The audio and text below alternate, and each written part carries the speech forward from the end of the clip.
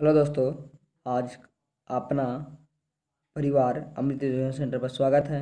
मैं हूं नुजलाल यादव, आपका छोटा भाई। तो आज मैं क्लास 10th का ऑब्जेक्टिव लाया हूं, सोशल साइंस का VBA ऑब्जेक्टिव, जो हमेशा बार बार एग्जाम में यही प्रश्न पूछते हैं। तो जैसा कि आप लोग थंबनेल में देखा होगा कि 40 में दम है तो 30 मार्क दिखाओ। तो पढ़ने वाला बच्चे के लिए 40 में 30 कुछ भी नहीं है।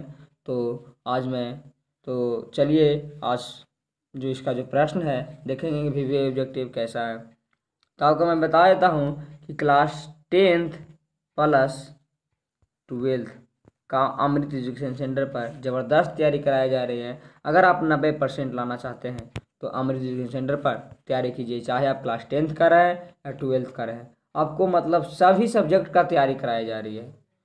तो चलिए बिना लेट के हुए प्रश्न की ओर चलते हैं।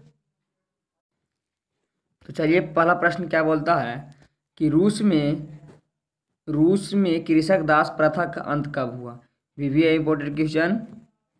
रूस में कृषक दास प्रथा का अंत कब हुआ था? तो 1861 ईस्वी में। तो प्रश्न नंबर 2 की ओर चलते हैं। अब दिखाई दे रहे हैं बच्चे? तो ठीक है, चलिए। रूस में जार का अर्थ क्या होता है? रूस में जार का अर्थ क्या होता था? तो देखिए, रूस का सम्राट। तो प्रश्न नंबर 2 कंप्लीट हो गए हैं। तो अगला प्रश्न की ओर कि कार्ल मार्क्स का जन्म कहाँ हुआ था? तो कार्ल मार्क्स का जो जन्म हुआ था से जर्मनी देश में हुआ था। तो प्रश्न नंबर 4 कि साम्यवादी शासन का पहला प्रयोग कहाँ हुआ था? साम्यवादी शासन का पहला प्रयोग कहाँ हुआ था? तो मैं बता देता हूँ दोस्तों कि रूस जो देश है, सबसे पहले साम्यवादी शासन का पहला प्रयोग रूस देश में हुआ था। तो प्रश्न नंबर 5 के यूटोपियन समाजवादी कौन नहीं था? बता देते हैं सबसे पहले कि यूटोपियन जो समाजवादी था, कार्ल मार्क्स ऐसा व्यक्ति थे जो यूटोपियन समाजवादी में नहीं थे। तो प्रश्न नंबर 6 वार एंड पीस की रचना कौन है? वार एंड जो पीस इसको रचना कौन किए थे? तो बताया देते हैं कि टॉलस्टॉय जो है से वार एंड पीस की रचना किए थे।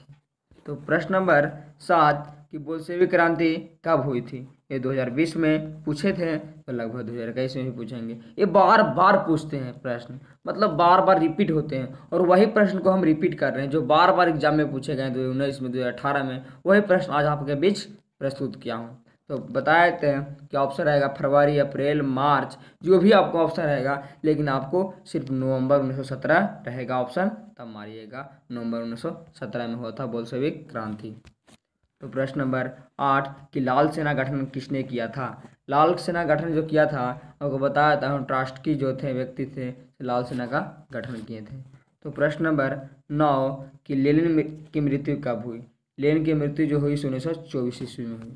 तो प्रश्न नंबर 10 कि ब्रेस्टिलिटोवस की संधि किन देशों के बीच हुई? तो रूस और इंग्लैंड जो देश है, इनके बीच हुई थी।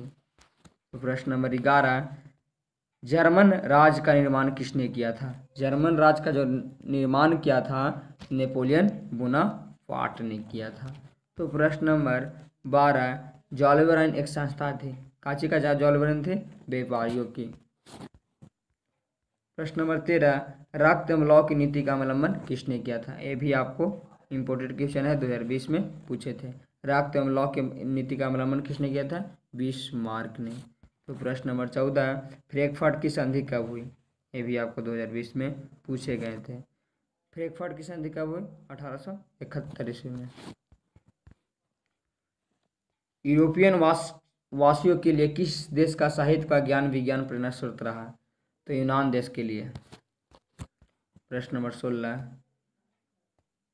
1829 का एंडियानोपल की संधि किन देशों के बीच हुआ था? तुर्की देश के बीच हुआ था। प्रश्न नंबर 17 इटली एवं जर्मनी के वर्तमान किस महादेश के अंतर्गत आते हैं? इटली एवं जर्मनी वर्तमान में किस महादेश के अंतर्गत आते हैं? तो यूरोप महादेश के अंतर्गत आते हैं। प्रश्न नंबर 18 फ्रांस में किस शासक वंश की पुनर्स्थापना वियना कांग्रेस की गई थी? तो बुर्बो वंश। प्रश्न नंबर 19 मेजनी का संबंध किस संगठन से था? मेजनी का संबंध जो था से कार्बोनरी से था। प्रश्न नंबर 20 इटली एवं जर्मनी के एकीकरण विरुद्ध कौन था? इटली एवं जर्मनी के एकीकरण का विरोध जो था ऑस्ट्रिया था। प्रश्न नंबर 21, टेक्सटॉल का उपयोग होता है। देखिए टेक्सॉल का उपयोग जो होता है इसे कैंसर रोग में होता है। तो प्रश्न नंबर 22, चरक का संबंध किस देश से था? तो चरक का संबंध था भारत मेरा देश से। प्रश्न नंबर 23 VVI बहुत इंपॉर्टेंट क्वेश्चन है। भारत में लगभग कितना खनिज पाए जाते हैं? भारत में लगभग खनिज बता देते हैं कि भारत में लगभग खनिज की संख्या 100 है। प्रश्न नंबर 24, इनमें कौन लौह युक्त का खनिज है? लौह युक्त का खनिज का उदाहरण कौन सी है? तो मैग्नीज है। तो आंसर हो जाएगा ए। प्रश्न नंबर 25, निम्न में कौन अधात्विक खनिज का उदाहरण है? तो ग्रेफाइट। प्रश्न नंबर 26, किस खनिज का उद्योगजन्य माना गया है? तो लोहा को।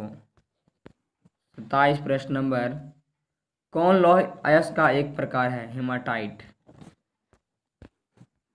प्रश्न नंबर 28, कौन भारत का सबसे बड़ा लौह उत्पादक राज्य है? तो भारत का सबसे बड़ा लौह उत्पादक राज्य कौन है? कर्नाटक में राज्य है। छत्तीसगढ़ भारत का कितना प्रतिशत अयस्क उत्पादन करता है? तो 20%। कितना?